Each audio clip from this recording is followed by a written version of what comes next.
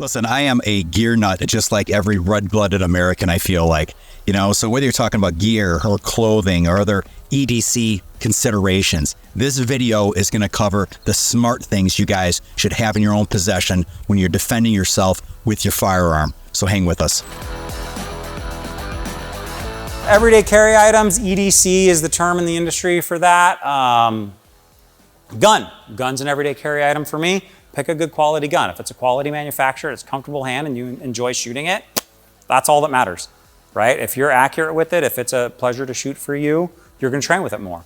Spare ammunition, I showed you earlier, I keep a spare ammunition. This is called a Neo Mag. So it's just a magnet that clips and looks like a pocket knife. So it's just a little magnetic clip. You can put it in the front pocket, you can put it wherever you want, and it just holds it so that I can grab the magazine as I need it. A knife, you don't have to go crazy on spending money with a knife. The utility of the knife is the important part.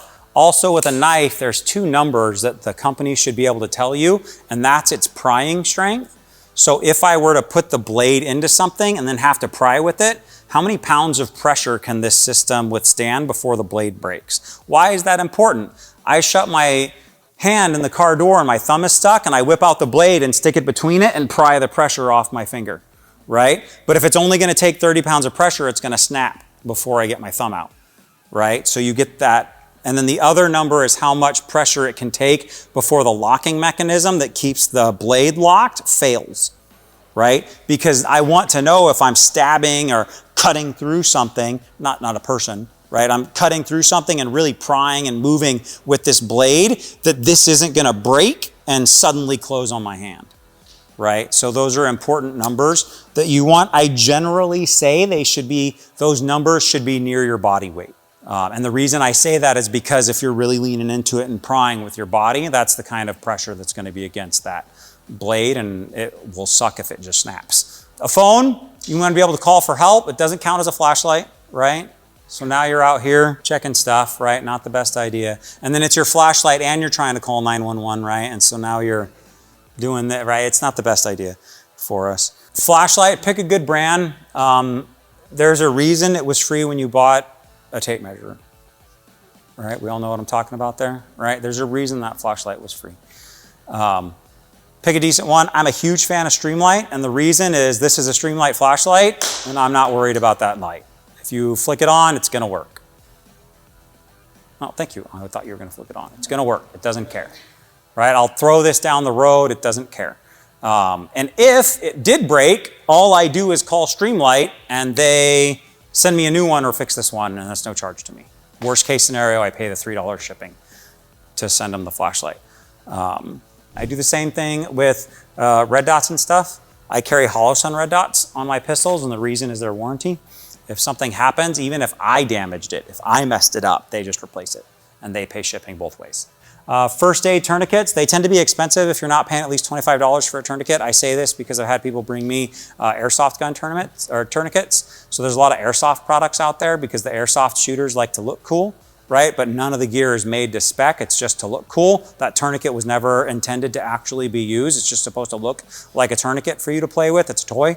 Right? And that's why you got a 5-pack for $20, right? About 25 bucks or more to get a good tourniquet, cat tourniquet. Really good one on the market. There's Softies, there's a lot of other companies that make tourniquets too. Your rights card, we talked about that. Identifying material. This is a little sash and it fits in like a wallet sized thing that you can keep in your pocket. And when you pull it out, it has a tab off and you shake it. And then it's a sash that you put on, and some of them say police, some of them say safety, some of them say CCW, those sorts of things. The whole point is to be identifiable, right? And so I know people who will carry that, and then they can say, hey, I'm wearing a yellow sash that says CCW, tell the officers as they come in, right? It's one more thing to carry, right? It's just an option. You can buy body armor. There's no law that prevents you from buying body armor. I tell folks, if you hear something go bump in the night and you have 3 seconds to think, throw on your electronic ears and your body armor over top of you and then go check it, right? How long is that gonna take you? 10 seconds to throw the body armor on, put the ears on, and then start walking, right? What's that gonna do? The electronic ears are gonna enhance your hearing and make it a lot easier for you to figure out. It's your house. You know how to maneuver in the dark, right? Chances are the bad guy doesn't, and then the body armor is gonna give you that extra level of protection with that, but it does require you to train with it and deal with it. Make sure, we talked about this, that you've got a plan for your loved one, phone, wherever they need to hole up at, that there's a method to protect themselves in there as well. Home invasion, there is the random home invasion, totally a problem. A lot more of what we see home invasions are people who've been in some trouble, like known drug connections and stuff like that. It's not to say that home invasions aren't happening on regular folks who aren't doing anything, and it's all the question of what kind of a target you present yourself as and what people think they can get from moving into your home. In order to avoid that, I often recommend, if you buy a new TV, cut the box up into pieces so that it fits in the recycle and it's not a box that shows I have a 64-inch TV and I bought 2 gun safes and the boxes are sitting outside waiting for the recycle. Even if it takes me a couple of weeks to get those to go away because I can't fit them all in the trash can, I don't want to advertise what's in this house to people. Same thing when you buy a gun and you throw the box the gun came in into your recycling, right? Anybody looking through your recycling is going to see that as well. They know what's in your house. A lot of how you decide to everyday carry is going to depend on your training level, your experience level, and your body type. Those are going to play huge roles in what you carry, how you carry it, and what you plan to do when something bad happens. And you need to come up with a plan of what you're going to carry formulated to your training and experience level that goes along with what you intend to do if something happens, right? Because if those things don't all match, then they're fighting each other as you're trying to make stuff happen. So that's an ankle holster. It has a retention device on it. The nylon ankle holsters are super comfortable. That's why people use them. I'm not a fan. I prefer leather ankle holsters, and they positively lock and have retention and snaps and stuff to keep the gun in, because you start running and you forget you had an ankle gun on and then the gun comes out. Not the best thing that could happen to you that day, right? This is called a belly band. They initially made it for tourists. This is a similar item, and the thought was, you wear it under your shirt. This is just on the outside so you can see it. But it's a lot easier to pickpocket you if your wallet's not where the pickpocket expects it to be, right? And so as they started to do that, they went, dang, I could tuck a gun into there. And now I can wear shorts, right? I can wear basketball shorts and have my gun because the belly band is attaching it, right? We live in a society, for the most part, women kind of get looked at funny if they're wearing baggy clothes. I have these slides too for my female officers because I'm trying to give them ways that they can carry their weapons off duty and still do other stuff, right? Still dress the way they want to. So there's lots of options. So in this, the holster is designed to be really soft and meshy, so it's really comfortable, and it fits under the bust line, and then it adjusts to be held the way you want it. It's kind of like an addition to your bra almost, as far as what it's doing with that. The people I know that have used them say they're extremely comfortable. They're not great in hot weather though. They get a little bit warm, but they're really great for retention and getting to the gun and having it available. This is called Thunderwear right here. And so this is really popular with medical professional people. I have a buddy, his hospital has a strict policy that if you carry a weapon, they fire you. Right? But he works the emergency room shift, so he has to go out to his car at 2 a.m. and 4 a.m., right, in a parking garage. So he carries this way under his scrubs because this is kind of like a fanny pack but flat, and it carries the whole weight, and he can wear his scrubs. And the weapon is sitting right here. And so he's like, during the course of my day, nobody's touching my crotch. You know, it's one thing for someone to bump into me, right, and feel the gun on the side or whatever, or me to bend over and it to get exposed, but nobody's seeing my crotch, and I wear loose scrubs, and it works really well for him. Really easy to hide for ladies. As you set it in here, you can get one with one pocket or the dual pocket like you see on that one. It just depends on what you want to carry, and it can help out a lot with that.